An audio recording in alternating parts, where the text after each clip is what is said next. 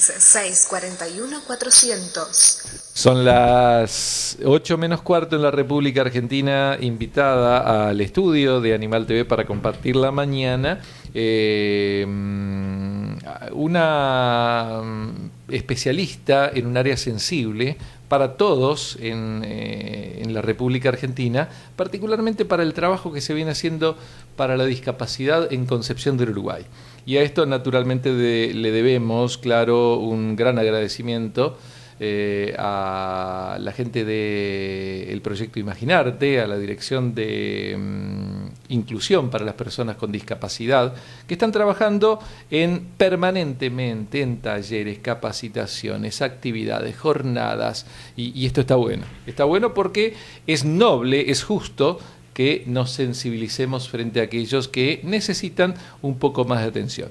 Por eso está la abogada Silvina Cotiñola, que representa a CONADIS, la Comisión Nacional de Discapacidad, con nosotros. Doctora, buen día, gracias por venir. ¿Cómo le va? Muy buenos días, por su intermedio a toda la ciudad de Concepción. Es un enorme placer estar nuevamente en la ciudad y para hablar de estos temas que, como bien dijo usted, son de alta sensibilidad social. Bueno, si es que el nombre te suena es porque es columnista de esta temática en la TV pública, por ejemplo, en cada uno de los informativos que hay, se sienta allí con los conductores para conversar. Qué honor, entonces, tenerla aquí. No, y sobre todo es un programa que ya los invitamos, aprovechamos a pasar el chivo. Es el único programa de la televisión abierta nacional que se dedica al abordaje de la discapacidad. Es el programa Desde la Vida, que se emite los sábados de 10:30 a 11:30 horas, y por supuesto nos desandamos en el ámbito de la desinformación, porque prometemos informar, porque hay muchas veces que se habla sobre discapacidad, pero en lugar de favorecer, se desfavorece. Por eso hay que ser muy cuidadoso y hay que tener fuentes más que fidedignas para hablar de discapacidad. Sí, es cierto. No solamente en la temática propiamente dicha, sino después en el tratamiento de nosotros, digo, los medios de comunicación. De la sociedad, de todos. Claro, es cierto, es cierto. Es cierto, y decía yo qué noble y qué justo que es esto, ¿no?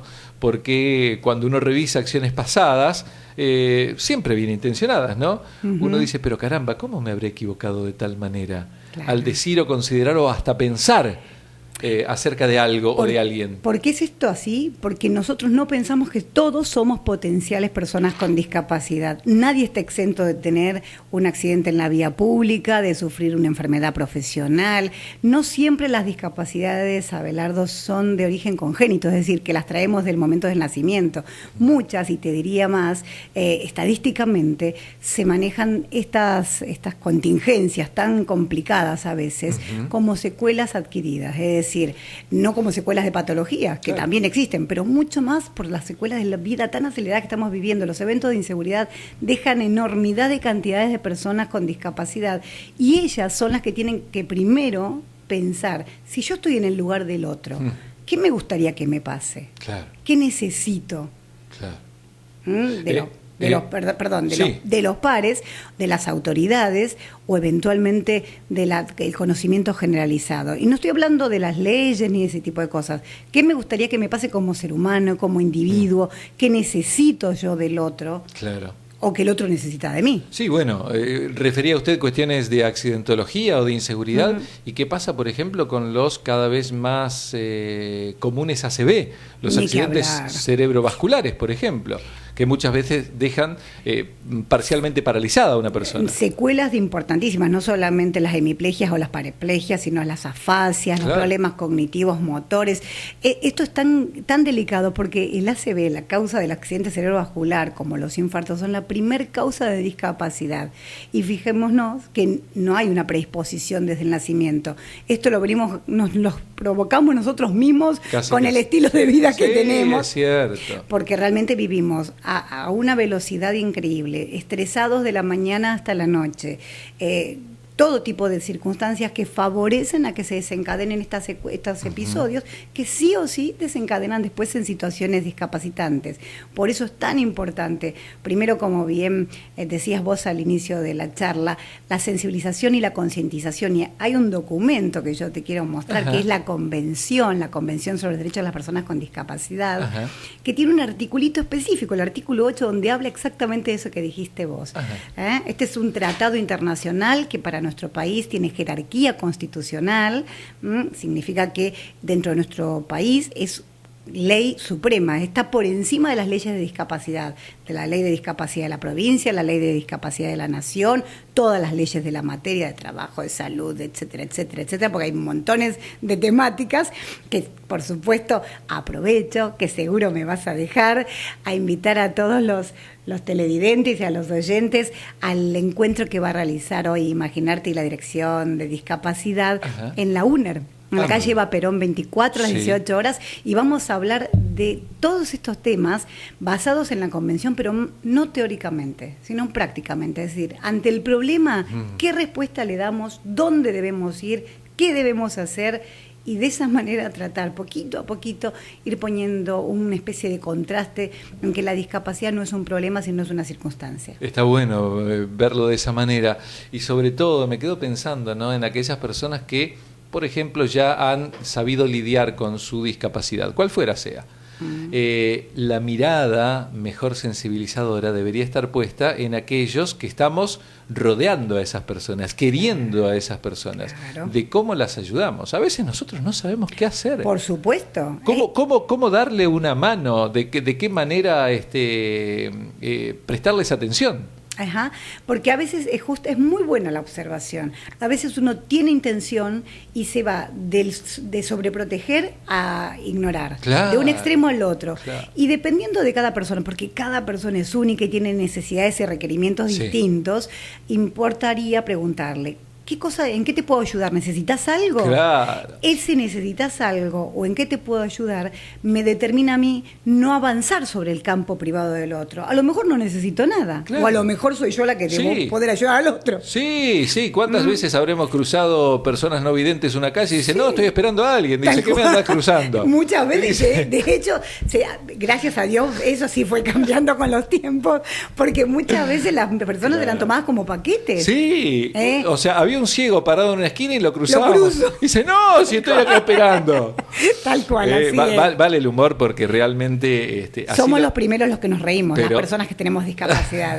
Dijo Pinti, si yo me río de mí misma, no va a haber nada que me pueda ofender. Sí, claro que sí. Pero de esto se trata, de empezar a generar conciencia que todos potencialmente podemos formar parte de este colectivo importante, numérico, en cantidad de personas. El 12,9% de la población nacional, a través del último censo, tienen algún grado de discapacidad certificada. Eso es mucho, Es muchísimo. Es muchísimo. Y si esto lo hacemos una progresión, una familia tipo de 4 personas, ¿de cuántas personas estamos hablando? Así que gente, señores funcionarios, piensen en que, que hay que hacer políticas públicas para esto.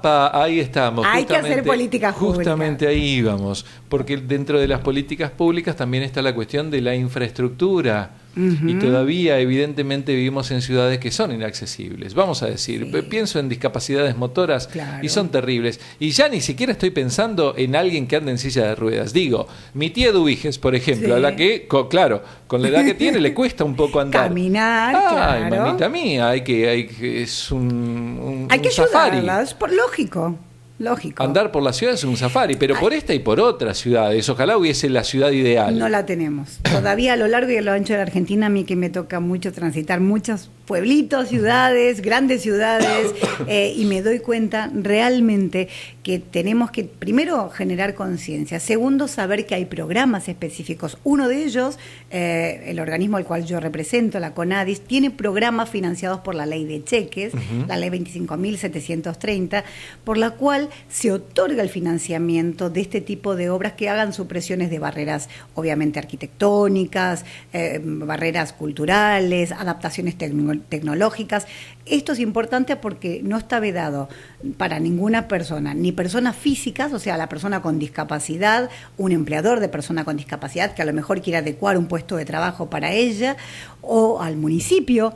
Puede pedir el municipio perfectamente a través de la CONADI, financiado por la ley de cheques, cualquier tipo de supresión. Las rampas es lo más emblemático, es como el bastón blanco o el bastón verde. Es cierto. Pero hay innumerable cantidad de cosas que hay poquito a poquito y con bajo costo, porque si hablamos, como dice este documento que yo te contaba hace un rato, la Convención del Diseño Universal, significa que adaptar no va a ser hacer un mundo distinto segmentado para un colectivo, por más numeroso que sea. Bien, no un gueto. No hablamos de gueto, hablamos de inclusión y no de integración. Ser uno más y no que me permitan estar. Está bien, está bien. Parece una semántica de juego de palabras. No, pero es importantísima distinguirla. Porque todo el mundo dice, hablamos de la integración. No, no hablamos de la integración. Queremos hablar de la inclusión, las personas con discapacidad. Tener las mismas chances que cualquier otro, por supuesto, las mismas obligaciones que cualquier otra persona.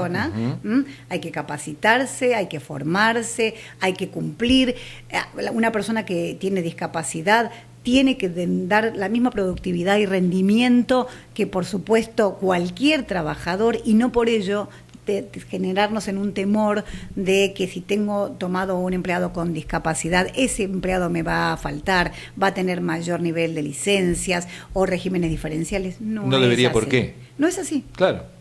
No es así. Bueno, hoy entonces ¿a qué hora está? A las 18 horas, 18 horas. La invitación está formalizada. Ajá. Vamos a hablar de convención y de prestaciones en materia de salud y, por supuesto, el ámbito del rectorado de la Universidad Nacional de Entre Ríos va a ser el lugar donde esto se va a llevar a cabo, en la calle Eva Perón 24. Bien, todos conocen ese lugar realmente magnífico, hermoso, cálido, verdaderamente acogedor que tiene el rectorado de la Universidad Nacional de Entre Ríos, recordando claro con su nombre el edificio que allí se erigía, que era el Teatro Primero de Mayo. La sala se llama Teatro Primero de Mayo.